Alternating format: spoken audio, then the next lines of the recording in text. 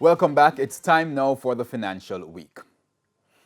Global special economic zones are already seeing a recovery from the impact of COVID-19. Chief Executive Officer of the World Free Zones Organization, Dr. Shamir Hamrouni, says since the start of the pandemic, output from the zones across the world declined by more than 20%.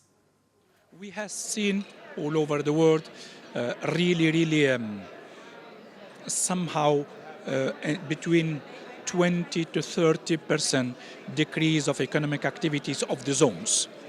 This because when the pandemic came, the global economy were weakening. So it was not a good moment for the global economy. But we have seen also that starting 2021, because they were ready and they were resilient, zones were the first to recover. Dr. Hamrouni says free zones contribute to a substantial share of global productivity. We have 3,500 free zones in more than 160 countries. We employ 80 million persons.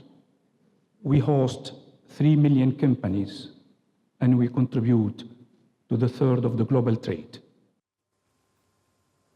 Burrito Investments is making changes to its senior management. Dane Broadber, who currently serves as Chief Risk Officer of Burrito's largest shareholder, Cornerstone Group, will assume the position of Chief Executive Officer at Burrito Investments.